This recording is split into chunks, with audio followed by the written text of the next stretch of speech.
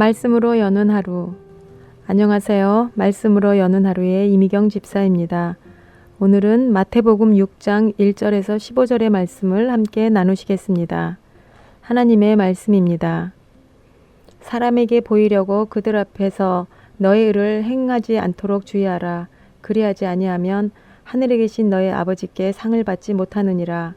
그러므로 구제할 때에 외식하는 자가 사람에게서 영광을 받으려고 회당과 거리에서 하는 것 같이 너희 앞에 나팔을 불지 말라. 진실로 너희에게 이르노니 그들은 자기 상을 이미 받았느니라. 너는 구제할 때 오른손이 하는 것을 왼손이 모르게 하여 내 구제함을 은밀하게 하라. 은밀한 중에 보시는 너희 아버지께서 갚으시리라. 또 너희는 기도할 때에 외식하는 자와 같이 하지 말라.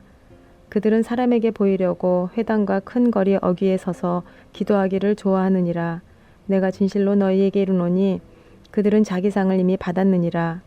너는 기도할 때에 내 골방에 들어가 문을 닫고 은밀한 중에 계신 내 아버지께 기도하라. 은밀한 중에 보시는 내 아버지께서 갚으시리라. 또 기도할 때에 이방인과 같이 중언부언하지 말라. 그들은 말을 많이 하여야 들으실 줄 생각하느니라. 그러므로 그들을 본받지 말라. 구하기 전에 너희에게 있어야 할 것을 하나님 너희 아버지께서 아시느니라. 그러므로 너희는 이렇게 기도하라. 하늘에 계신 우리 아버지여, 이름이 거룩히 여김을 받으시오며 나라에 임하옵시며 뜻이 하늘에서 이루어진 것 같이 땅에서도 이루어지이다.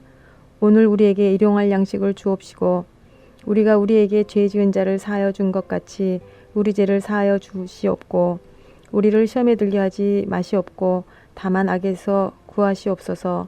나라와 권세와 영광이 아버지께 영원히 있사옵나이다. 아멘.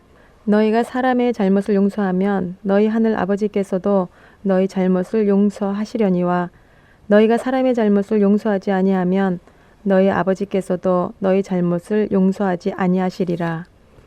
예수님께서 육신의 몸을 입고 이 땅에 33년 가까이 사십니다. 공생애를 시작하신 3년의 삶이 사복음서에 기록되어 있습니다. 예수님께서 공생애를 시작하시기 전 30년의 삶에 대해서는 기록이 별로 없어서 우리는 잘 모릅니다. 그러나 예수님이 세례 요한으로부터 세례를 받으신 이후 공적인 삶을 시작하신 이후부터 십자가에서 생을 마감하시기까지 그분의 모든 삶의 행적이 기록으로 남겨져 있다는 것은 예수님 부활 이후 믿는 모든 오고 오는 세대에게 엄청난 축복임을 우리는 고백할 수밖에 없습니다. 우리는 예수님을 믿고 사는 크리스찬입니다.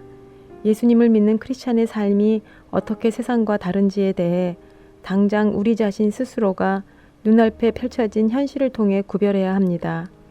그러나 솔직히 매번 그렇게 당당하게 구별되지 못하는 우리의 현실입니다. 진정한 진리에 대하여 우리는 잘 모르고 깨닫지도 못합니다. 하나님의 은혜를 체험한 사람들은 진정으로 하나님께 감사하며 하나님께서 원하시는 삶을 살기 원합니다. 그리고 열심히 그런 노력을 하며 나름대로 하나님의 뜻을 쫓아가며 살아갑니다. 그러나 많은 경우에 우리는 전혀 하나님의 뜻과 무관하게 살며 하나님의 뜻대로 살아간다고 착각하지만 어쩌면 정반대의 길, 즉 하나님이 기뻐하시는 삶의 저편에서 열심히 노력하며 살고 있는지도 모르겠습니다. 이러한 삶의 모습을 알게 될 때 우리는 두려움으로 갈등하고 혼란스러워집니다. 저는 가끔 복음서의 기록이 우리에게 얼마나 큰 축복이고 실제적인 지침서인가를 생각하며 감사하게 됩니다. 우리의 삶이 힘들고 어렵고 혼란스러울 때 어떻게 하는 것이 진정한 하나님의 뜻인지 잘 분별할 수 없을 때 가끔 떠올리는 질문이 하나 있습니다. 10여 년 전에 많은 크리스찬들의 손목에 밴드로 묶어 다녔던 그 어떤 글귀입니다. What would Jesus do? 예수님이시라면 어떻게 하셨을까? 이러한 센텐스였는데 내가 처한 상황에서 이래야 할지 저래야 할지 모를 때 그 자리에서 예수님을 생각하며 예수님께 묻습니다. 예수님, 이 상황에서 당신이라면 어떻게 하실 겁니까? 라고 기도하며 예수님을 묵상하면 예수님의 마음이 나의 마음의 흐름을 인도하십니다. 우리는 옳고 그름에 대해 너무 집중하며 옳은 길만 가기 원합니다. 그런 우리의 강한 의지가 때로는 우리를 엉뚱한 길로 오히려 하나님과 멀어지게 할 수도 있습니다. 하나님께서 원하시는 것은 옳고 그름 그보다 우리가 우리 자신의 자아를 내려놓고 얼마나 하나님을 의지하고 신뢰하느냐라는 마음이라는 생각이 듭니다. 이웃과의 관계에서 우리는 늘 다투는 가장 중요한 이슈는 누가 더 옳으냐 하는 것입니다.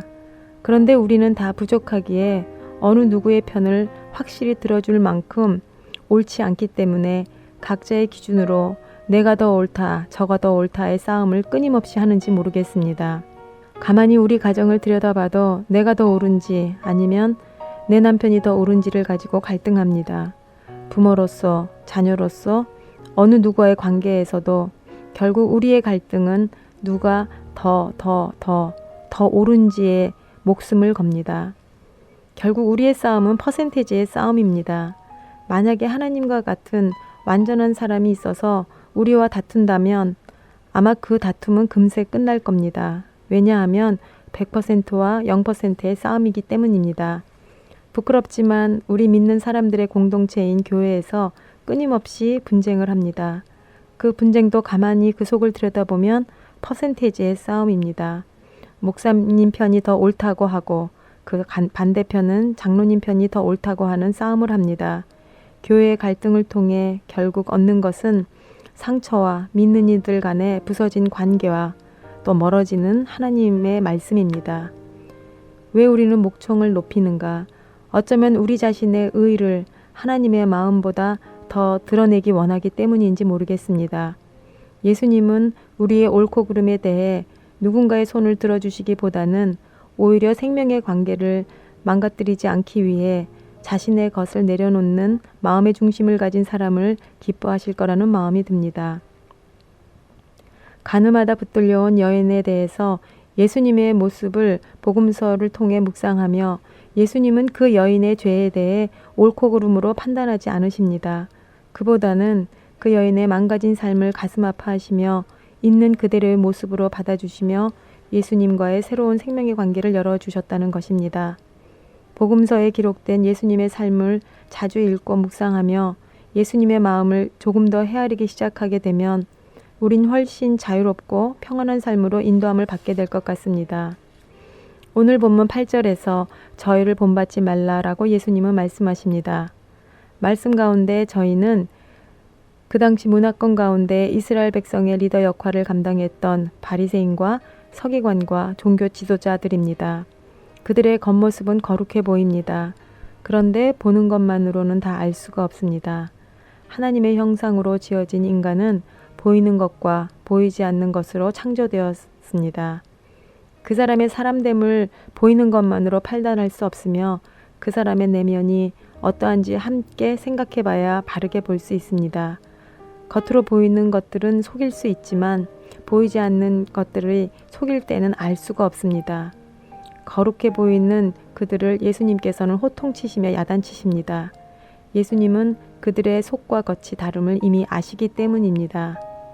하나님은 영이십니다. 그래서 영이신 하나님을 예배하려면 신령과 진정으로, 즉 성령의 도우심과 진리의 말씀을 통해 예배를 드려야 합니다. 인간의 역사를 통해 배우는 것은 끝없는 인간의 욕망을 채우기 위하여 한계를 뛰어넘는 그 무언가를 기대하며 만든 수많은 신들이 인간의 역사 속에 즐비합니다. 인간이 만들고 그 신을 숭배하는 우상 숭배자의 참 주인은 누구라고 생각하십니까? 바로 그 우상이나 신이 아니라 우상을 조종하는 우리 인간의 탐욕 그 자체가 주인입니다. 우리가 성숙한 신앙인의 모습으로 하나님께 인정받으려면 우리의 속사람을 깨끗하게 그리고 바르게 만들어 가야 합니다. 그 속사람은 오직 하나님의 말씀을 먹고 자랄 때 반듯하고 바르게 자랄 수 있습니다. 올 한 해 하나님의 말씀을 통해 참 하나님 되심을 알기 원합니다. 오늘 하루도 예수님이시라면 이럴 때 어떻게 하실까라는 생각을 하며 속사람의 내공을 든든하게 만들어 가기를 기도합니다.